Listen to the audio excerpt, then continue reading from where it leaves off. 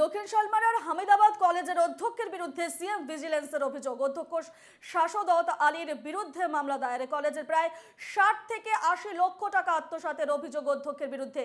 সাক্ষ্য প্রমাণের জন্য তলব করা হয়েছে কলেজের বিভিন্ন বিভাগের কর্মচারীদের।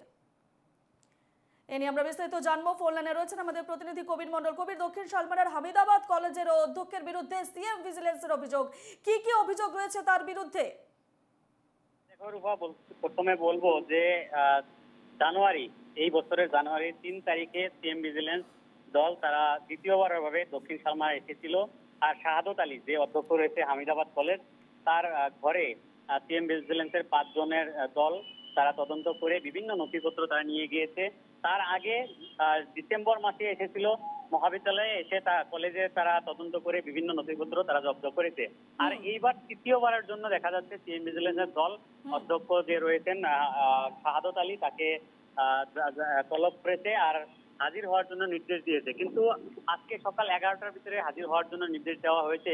এখন পর্যন্ত যেটা খবর পাওয়া যাচ্ছে সেই খবর মতে কিন্তু অধ্যক্ষ এখন পর্যন্ত সিএম ভিজিলেন্সের কার্যালয়ে উপস্থিত হয়নি।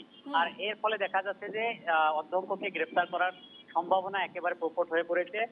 বিপরীতে বলতে হবে যে সিএম ভিজিলেন্সের দল যেহেতু অধ্যক্ষ বিভিন্ন ভুয়া বিল প্রস্তুত করেছে, প্রায় 60 থেকে 70 লাখ টাকা তিনি এইভাবে আত্মসাৎ করেছে, সরকারি ধন আর সরকারি টাকা। আর তার জন্য উদাহরণ হিসেবে বলতে হবে যে হার্ডওয়্যারের দোকান, দর্জির দোকান, চা দোকান, এইসব দোকান থেকে তারা অধ্যক্ষ ভুয়া কিছু বিল তিনি প্রস্তুত করে সেই টাকাগুলো তিনি আত্মসাৎ করেছে। যার জন্য সিএম ভিজিলেন্স থেকে 5 জন দোকানি, বিভিন্ন ব্যবসায়ী তাদেরকে ইতিমধ্যে হাজির হওয়ার নির্দেশ দিয়েছিল। আর তারা সকালবেলায় হাজির হয়েছে। বর্তমান তাদেরকে জেরা চালানো হচ্ছে গুয়াহাটি যে সিএম ভিজিলেন্সের কার্যালয়, সেখানে তদন্ত চালিয়ে যাচ্ছে সিএম ভিজিলেন্সের দল। সেখানে হাজির হওয়া লোক কেজন আমরা জানতে পেরেছি, তাদের নাম রাহুল আমিন, তিনি হার্ডওয়্যারের দোকান করেন, এবং দর্জি আছে আজাদ হোসেন, চা দোকান করেন রফিকুল ইসলাম, মজিবুর রহমান আছে আর কার্পেন্টার, আর নুরুদ্দিন আছেন তিনিও কার্পেন্টার। একেবারে কবির, শাহাদাত আলীর বিরুদ্ধে যে বিভিন্ন অভিযোগ রয়েছে সেক্ষেত্রে সাক্ষ্য প্রমাণের জন্য কলেজের বিভিন্ন বিভাগের কর্মচারীদের তলব করা হয়েছে, এই বিষয়ে কি জানতে পারছো? সেটাই বলছি যে শাহাদত আলী নিজে যেটা পিএইচডি তার ডিগ্রি রয়েছে, সেই পিএইচডি ডিগ্রিটাও কিন্তু ভুয়া বলে অভিযোগ তুলেছে।